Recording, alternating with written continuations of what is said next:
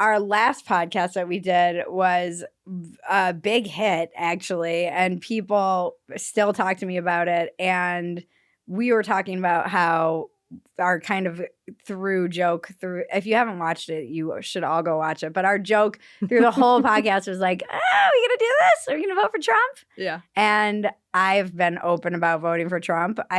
You have been, right? Yeah. Okay. I talked about it on Bill Maher's show. And I did make the decision in the voting booth, though. Oh, wow. Okay. Yeah. I wasn't sure. Did you flip a coin? Wasn't. And I know people are like, people like that don't exist. Apparently they do. Because I was like, am I going to write in? What am I going to do? And I went into the booth and I was like, fuck it. Here we go. Yeah. This was the, like, I really do think it was the fuck it vote. Because that was what got me to that point. And then, but my husband and I were like, right. He's like, all right. Because I don't think he had ever, I don't know, actually. As far as I know, he'd never voted for him. Right. And he was like, let's just do it, fuck it. And he's like, ride or die. You're not going in there. And like, we're doing this together. Don't swerve on me. Yeah. Yes. And so people have asked me since then, they're like, was it hard? I'm like, no, it was much easier than I thought. Yeah, well, since that point, I've had several friends that with me were in the sort of very Trump critical to never Trump camp in 2015, who won over a group chat. We all three, like Spider-Man, realized that we all had done it.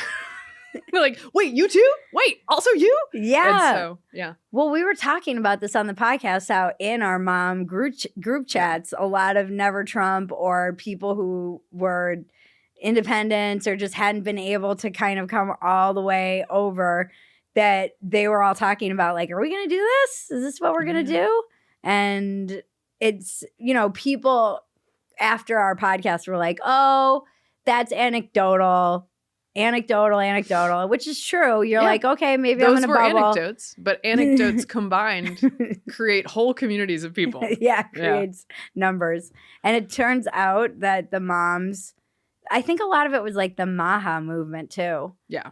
Like RFK coming over had a bigger effect than most people realize. Yes, I think that is an underrated force in this election. And it was funny to me that many sort of conventional wisdom analysts, when RFK endorsed Trump, were like, this doesn't mean anything. And I was like, I'm quite certain that it does mean something. Yeah. Because he has a substantial chunk of the electorate. They believe in him on this thing that affects their children. Yes. That they're very invested in, whether you think they're right or wrong.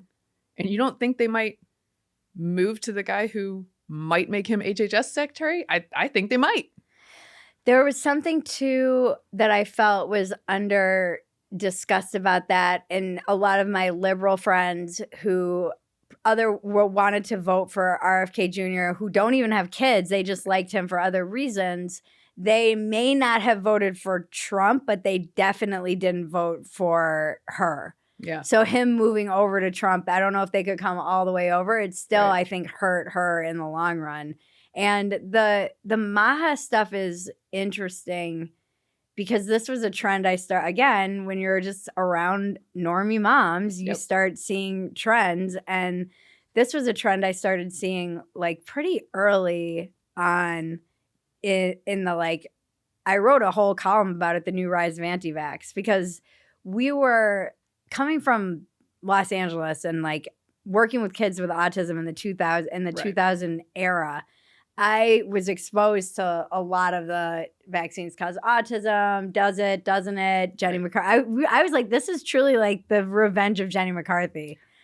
Yeah, this entire election. It's like that force was something I was very familiar with, and then over COVID, and this is something one of my friends kind of started a whole podcast on, but he's more left leaning, where he calls it like conspirituality, and it's this the mixing of the conspiracy right wing with the like woo left wing. Yep. And you did start seeing this, like my whole yoga feed got basically red pilled. So all the crunchy yogis in my Facebook, I was like, what is happening right now?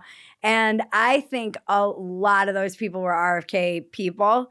And even here in Austin, I've watched so many headliners now over at Mothership, and always when comedians bring up RFK, it gets the biggest round of applause in the room. Of all the politics, they'll make jokes about everybody. You know, they'll be joking about like Harris, and always RFK gets like this huge applause break. And I'm like, people are underestimating how popular this guy is. Because his appeal comes from the busting of public trust. Right. That's what it's not.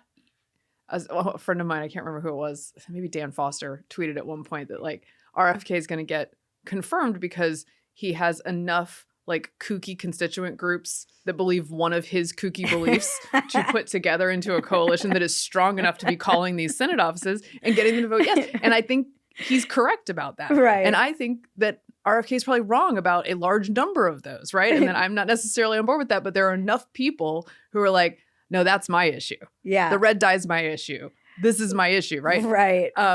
And so many other people lost trust during COVID in such a dramatic, self-inflicted fashion. Yeah. That like, even like a very conventional normie mom like myself, at least on the public health front, pre-COVID is like, I ain't buying what y'all are selling anymore. I know. Like we're in a different world now, and you created it. Yeah. So you got to deal with me, and now you got to deal with RFK Jr. Yeah, this is what we were saying actually on Dumpster Fire. We did a whole one on RFK Jr. as we're like inject him into our veins, because we were like, he's maybe just the right amount of crazy. Like we need to like infect our body politic with him. like a vaccine. Like he might be just crazy enough. Just a small dose. A small dose. But something needs to change because the trust is so gone. So you might need somebody like that who's going to come in and say, well, kooky things, and then maybe we can sort. And I think we're seeing this. We were talking about this at brunch, like how this move fast and break things is not great. You know, people are going to suffer. People are going to lose their jobs. There are probably unintended consequences that we can't foresee at all. But I don't know how else you really begin to rebuild our institutional trust and also like get rid of the bloat in our government. No, I do think, yes, the moving fast and breaking things has a potential political cost, because if you break the wrong thing, where are you then, right? Yeah. However, I think the mindset of Trump and Elon Musk along with him and all these other people who have been confirmed as part of this like gang of misfit toys It's a fucking reality show. They have a way of just like taking a wrecking ball to the Overton window. Mhm. Like there was a window in which these were the possibilities in politics or in government. And then there's no window anymore. Yeah, no. Like what do you do now? And so I do think that part of it introduced into DC in particular, where conventional wisdom is like everything. Yeah. Where somebody just says like, oh no, I think we can fire federal workers. Like I think they have a boss and it is us. Yeah. And people learn the extraordinary protections that federal workers have, way different than private sector workers have. There are schedules that allow them to protest at Tuesday in the afternoon and sing songs that you pay for and sing those beautiful songs. The more people learn about that, the less they're excited about it. Yeah. And I think, it's a strange thing, because it will have downsides. And yet I think getting to the bottom of some of this is super important. And I'm not sure there's another way to do it. Yeah. And as we were talking about, I don't think the average like DC Beltway, whatever the like the media corridor, I don't think they understand the average American worker has a lot of contempt for government institutions in general. That every interaction you have with them is nonsensical.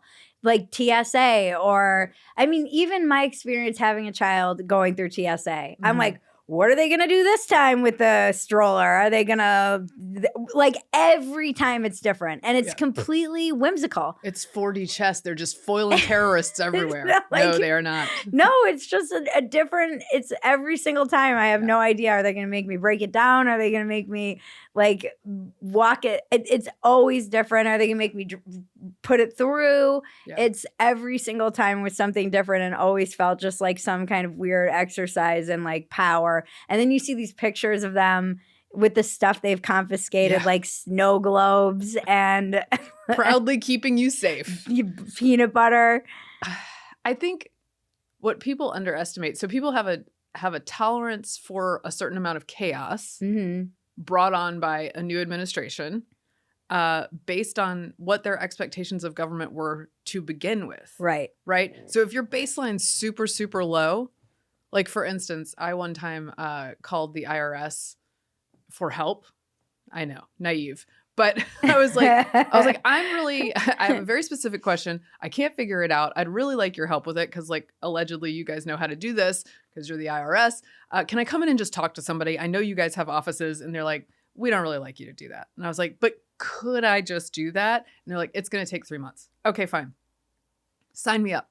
I'll come 3 months from now, drive 30 minutes, go to this satellite office in a dreary government building and sit outside with my little number and wait until a person sees me. So I get my little number. I sit there for like an hour or two more. I get called into the little stall. A person walks into the stall, picks up the receiver of the phone on the desk and dials the tax assistance helpline for me and hands me the receiver. And I was like, no. That is insane. So when that is what you're getting from the IRS, when people tell you Elon's going to mess up the IRS and you're going to have to wait on the helpline, but they're like, I was already waiting. Yeah. What are you talking about? DMVs. The service wasn't good before. Yeah. They've been on a COVID schedule since 2020.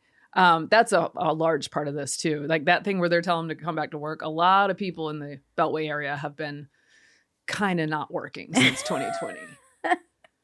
It does seem that way. Yeah. You'll see, I saw a lot of people being like, I can't believe I have to go back to work. And I'm like, wait, you guys haven't been working this whole time? And well, I keep saying, I think the federal government and the press along with it and all these people who stick up for the broad argument that like, all these things are good. We're doing good things. You can't just mess it up. They are in their explain themselves era and they need to embrace that. And the American people are like, but no, that's not a good enough answer. Like telling me everything is good is not real. But exactly. You can't tell me everything is good. When we had Tulsi here, actually, she was talking about how she was a liberal and was very pro Department of Education and then got into politics and became basically radicalized into like, we need to get rid of the Department of Education. What is it even doing? Yeah, you start asking questions and you're like, wait, what are these programs for? And who are they paying? And where's the money going? And then you look at literacy and all the rates of like our students and they're failing everywhere. Yeah. So you can't tell me that this is doing any good because we objectively know that it's not. Yeah. Again, baseline extremely low, right? If you were in a place in a blue metro area during COVID and your schools didn't open for 18 months, you have some tolerance for the idea that Congress members are standing outside the Department of Education and being like, let us into this building. Like, I didn't get in my kid's school building for 18 months. Yeah. And now you're complaining about this? Yeah. Because the federal money's going to dry up? Because these federal bureaucrats will lose their job? Like, I just think there are more sympathetic characters in this drama than the federal bureaucrats. Yeah. And they're going to dig themselves a hole doing that.